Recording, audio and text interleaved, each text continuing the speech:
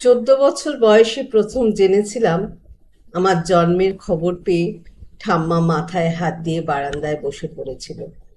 আমি বাবা মার দ্বিতীয় কন্যা সন্তান। এই ঘটনার ঠিক 1.5 বছর পর আমার ভাইয়ের জন্ম হয়। ঠাম্মা আমাকে সারা জীবন লক্ষ্মী ছাড়ি বলেই ডাকতো। ছোটবেলাতে বুঝে গিয়েছিলাম বাড়িতে আমার আর দিদির জন্য একরকম ব্যবস্থা, আর ভাইয়ের জন্য অন্যরকম। পুজোয় ভাইয়ের জন্য 4টে জামা, আমার আর দিদির একটা একটা। ভাইয়ের টিফিন বক্সে আপেল কলা মিষ্টি, আমার দিদির যা হোক কিছু। এসব করা নিয়মের বাইরে বেরোনোর ক্ষমতা আমার মায়ের ছিল না। দিদিও কখনো নিয়ম ভাঙার চেষ্টা করেনি, কিন্তু আমাকে বারবার ঠাম্মার কাছে শুনতে হয়েছে, এ মেয়ের বড় নোলা, ভীষণ লোভ, এক্কেবারে অলক্ষী এসেছে কোথা থেকে। তবুও আমার বায়নার অন্ত ছিল না।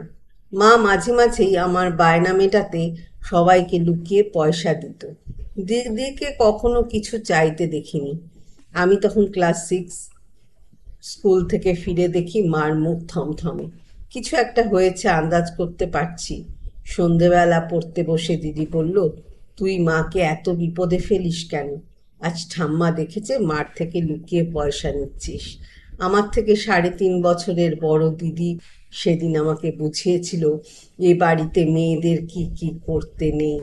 মেয়েদের মুখ ফুটে কিচ্ছু চাইতে নেই, বেশি কথা বলতে নেই, লাফাতে নেই, দৌড়তে নেই, মেয়েদের চিৎকার করতে নেই, ঘুড়ি ওড়াতে নেই, গুলি খেলতে নেই, পা ছড়িয়ে বসতে নেই, হা হা করে হাসতে নেই, সব সময় খাই খাই করতে নেই। অবাক হয়ে সেদিন আমি নেইয়ের ফর্দ শুনেছিলাম। দিদিকে খুব বেশি দিন এত নেই মানতে হয়নি। আমার রোগা ভোগা দিদিটা বিয়ের ধকল সামলাতে পারেনি। বিয়ের 2 বছর পর মাত্র 22-এ শ্বশুর বাড়িতেই মারা যায়। সেদিন প্রথম আমার মা সারাদিন বিছানায় শুয়েছিল। ঠাকুমা, ভাই আর বাবার মানবিকতা বোধকে সেই একদিনের জন্য কিছুটা জাগ্রত অবস্থায় দেখেছিলাম। সারাদিন কেউ মাকে কোনো ফরমাইশ করেনি।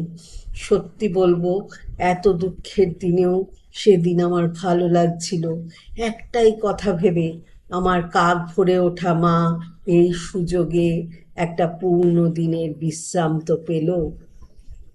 কলেজে এক অধ্যাপক ফাঁকা ক্লাসরুমে আমার এক বান্ধবীর হাত চেপে ধরেছিল। ব্যাপারটা প্রিন্সিপালকে জানাতে গেলাম। তিনি বললেন, গার্লস কলেজে ওসব হয়েই থাকে, এ নিয়ে বেশি শোরগোল করো না, আমি দেখছি কি ব্যবস্থা নেওয়া যায়। তিনি যে কি ব্যবস্থা নিয়েছিলেন আজও জানতে পারিনি, কিন্তু আমার ভাই ব্যাপারটা কোনোভাবে জেনে আমাকে বিশেষ ব্যবস্থা নেওয়ার পরামর্শ দিয়েছিল। বাবার সামনে দাঁড়িয়ে সে সোজা ভাষায় আমাকে বলল, তোর আর সেজে গুজে কলেজ যাবার দরকার নেই, বাড়িতে পড়ে পরীক্ষা দে।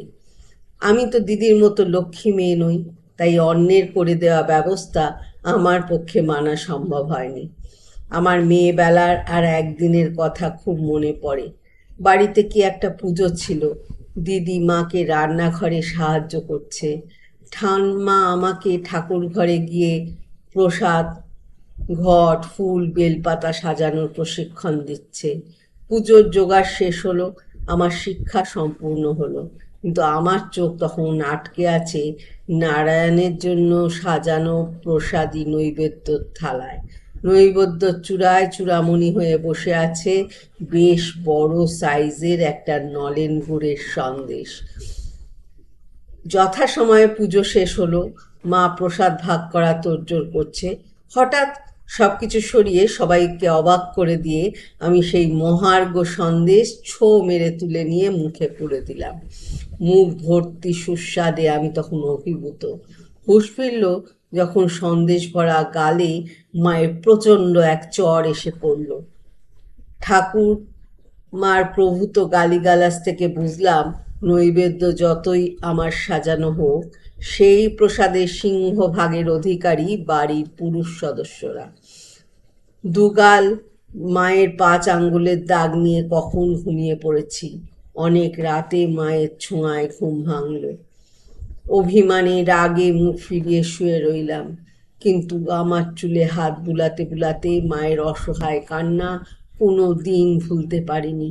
মরার সময় ছেলের হাতে জল না পেলে স্বর্গবাস হয় না, ঠাম্মার এই কথাটা বাবা মনে প্রাণে বিশ্বাস করত। ভাই ছিল আমার বাবার সেই স্বর্গবাসের ইনভেস্টমেন্ট। আমার ভাই বর্তমানে ব্যাঙ্গালোরে এক বহুজাতিক সংস্থায় কর্মরত এবং বিবাহিত। তার অবাঙালি পরিবারকে নিয়ে সেখানে নিরাপদ জীবনযাপন করছে।